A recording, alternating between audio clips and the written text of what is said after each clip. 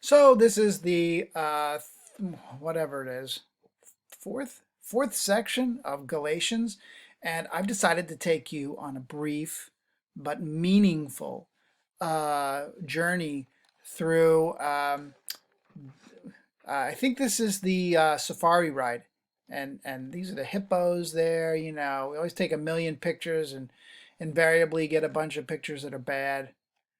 Um, Not sure what was behind the water. Maybe it was just pretty water. But since you can't go, or maybe it was an elephant or something, I don't know. Who knows why you're enamored with the things you take pictures of. Big giant ox back there, a bashful giraffe. Look, cut his head off. We'll look at the pretty little giraffe and his natural habitat. The baby giraffe, isn't it cute? Oh, look at all this nature. It's just wonderful. Just wonderful. Nature the way God intended it in a tram. All right, that's the end of that. So back we go to our Galatian text, and when we get there, Paul is continuing to hammer these Galatians. We looked at this chapter in the previous section. You foolish Galatians, who has bewitched you? And he asks them, how did things start? Did it start with the Spirit and now they're ending with the flesh? What Paul means is, did it start with a work of power coming from God?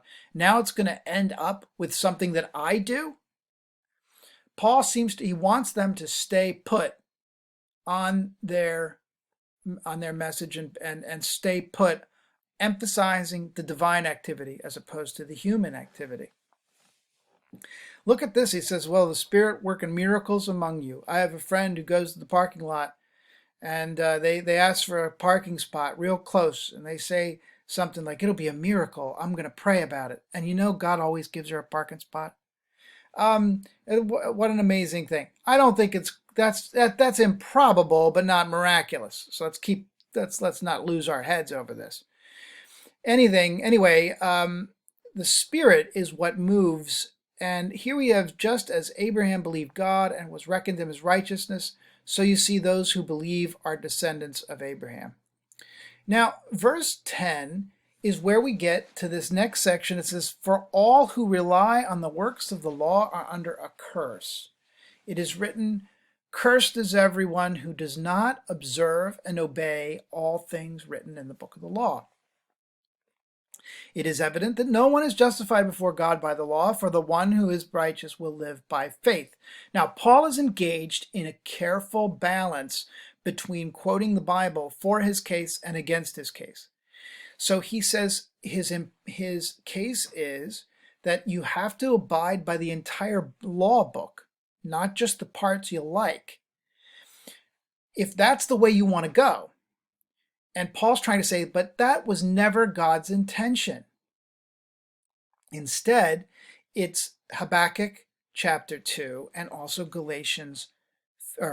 Genesis 15, that righteousness comes by faith. The law does not rest on faith. You can't. That's not the way the law works. You can't say to somebody, "Well, I believed I was following the law when I ran over somebody who was going the speed limit." That's not how it works. The law is the law, but faith doesn't work the same way. Grace doesn't work the same way as a law does, and the law had its time. The law that is the Torah had its time, but Paul is suggesting that time has been fulfilled, not done away with, not thrown out, but that time has been fulfilled in Christ. Look what he says. Christ redeemed us from the curse of the law. Who was cursed from the law? Paul has two kinds of people in mind. The first type of person is the person that doesn't fulfill all of the law's demands, whether it's a Jew or a Gentile. The second type of person that Paul has in mind, who's unable to practice the law, is a Gentile. Their flesh and blood cannot remake themselves. But look what Paul cites. He cites Deuteronomy. Cursed is everyone who hangs on a tree. Why is Paul quoting that? He's quoting that because God raised Christ from the dead, thus disarming the law, disqualifying it. And in so doing, Paul has shown that Jesus disarmed the law and comes to receive and fulfill the blessing of Abraham to the Gentiles through faith. So this is why he brings Abraham into it. He furthers the parallels and he tries to engage in some more interpretation when he compares the two covenants and he compares Sarah and Hagar. And I'm not so sure how persuasive I think he is, but in any case, why is the law added? It's added because of transgressions. In other words, the law came because you people were out of control. The problem of Genesis 3 got out of hand, and one of God's strategies for dealing with it was sending the law. And the law was a mediator, but it didn't do the job. And so Jesus Christ came to fulfill all of that as it was always intended through faith. And you can fairly say that faith in Jesus Christ, from Paul's point of view, was always intended. And that's a big, major claim to make. So here comes faith. We were imprisoned and guarded under the law, but now that the law was our disciplinarian until Christ came, but now we're freed from that. So as many as were baptized into Christ have clothed yourselves with Christ. And listen to this revolutionary statement. There is no longer Jew or Greek, slave or free. There is no longer male and female, for all of you are one in Christ. And if you belong to Christ, then you are Abraham's offspring, heirs according to the promise. Now, one thing I'm going to risk here, and this is going, whoever's watching, these are fundamental dichotomies. Ethnicity was your ethnicity, and then everybody else, Jew and Greeks.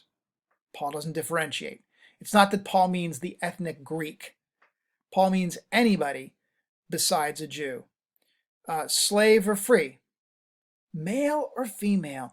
Paul breaks down every significant barrier in order to say that we are all one in Christ. Now, what can this passage say to us?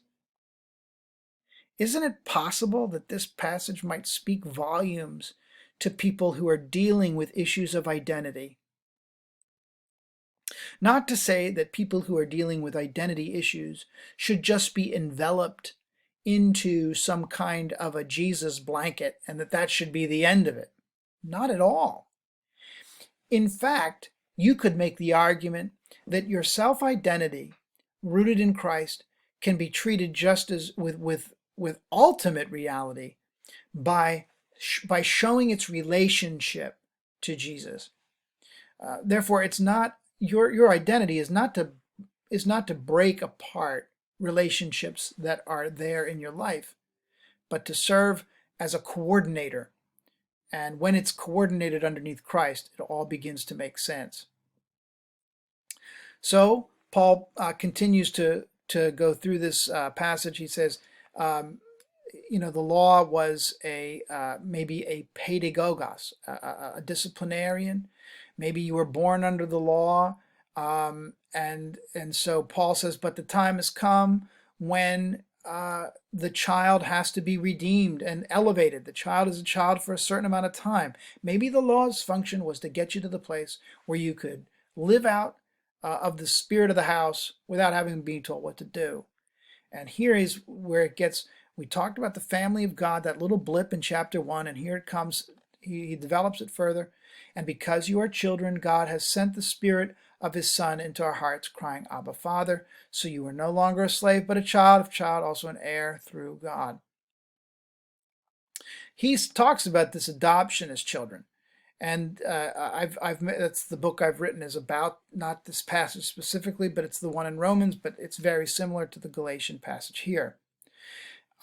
Identity matters to Paul, and status mattered in the ancient world. And here you have Paul alluding to those dynamics, that no one should consider themselves a bastard in the kingdom of God. There's nobody who's unfit or doesn't get the status, but God has adopted us all, breaking down slave or free, Jew or Greek, male or female, Paul pushes the chair out and says, there's a spot for you. Why don't you have a seat at God's table? And he does that colloquially, right? Abba, Father. The Spirit comes into our heart crying, Abba, Father. I'm going to talk more about the Spirit in another section, perhaps, and talking about Romans. So he then chastises the Galatians again, who have succumbed to these teachers who are trying to say to them, now that you've heard Paul, now you have to sign up and join the law and get all that stuff. He goes back to it. If the issue is circumcision, he's trying to say, to come around and to stay with Paul. Look at him, my little children, for whom I again in the pain of childbirth until Christ has formed you. I wish I could be present with you now. He's perplexed. He says, now he gets into the promissory notes of Sarah and the child of promise versus the child of the slave, and how God is the one who issues the promise. I'm not sure how persuasive. This is the part where I wasn't quite sure how persuasive he is here, but that's the case that he's making. You are children of the promise like Isaac. So Paul draws the Gentiles into the family line and says that the people who are requiring the law are the ones who are like Ishmael, which is just really, really amazing. He says, if you let yourselves be circumcised, what benefit is it to you? He says, you can't. You're going to undo the work of Christ. And he keeps coming after that theme, and the whole law is summed up in this: you shall love your neighbor as yourself. And look how if you bite and devour one another, take care that you are not consumed by one of the gruesome kinds of things. Paul's letters are always divided between orthodoxy and orthopraxy. Orthodoxy is what you believe and think. Orthopraxy is how you live life. Those two fundamental divisions every step of the way. I could have shown you in 2 Corinthians, and 1 Corinthians was a little different because it goes from issue to issue to issue. The issues are present for orthodoxy and orthopraxy. Here we've got orthodoxy first, and now verse 16 of chapter 5, live by the Spirit. The Spirit here that avoids all of these nasty things and then has all of these wonderful things. Love, joy, peace, patience, kindness, generosity, faithfulness, gentleness, self-control. There's no law against these things. He then continues to admonish them to bear one another's burdens, for this is the way you fulfill one another. So Paul has a lot of these things, where he's encouraging the community, and I've bypassed that, the little thing he says, I wish those who are troubling you would go ahead and cut their own off, which is very, very difficult. He really, but again, he re-emphasizes his issue here. See with what large letters I make. Paul has the crayon out and he's writing his name so that they can get a glimpse of it. It's those who want to make a good showing in the flesh that try to compel you to be circumcised. So Paul is making another case. He doesn't want them to fall for it, that somehow if I do this to my body, that God will be pleased. God is pleased in Christ, and that's what God is pleased with. So he says, may I never boast of anything except the cross of Christ. And then his final conclusion to the letter. May the grace of our Lord Jesus Christ be with your spirit, brothers and sisters. Amen. So that's Galatians. Now I've run through it, providing some high points, maybe opening a little up for you. Your reading of Galatians will help you to understand the content here too. Read it thoughtfully. Now Galatians is a key letter because it provides for us the springboard so that we can look at Paul's letter to the Romans, and at least we've seen before some of those things in advance. Well, I'm glad you were with me, and I hope you've enjoyed our little study. And this is the fourth and last part of Galatians. And leave something in a comment about how you learned, what you learned, and maybe you want to subscribe and share the video. Take care. God bless. We'll see you next time.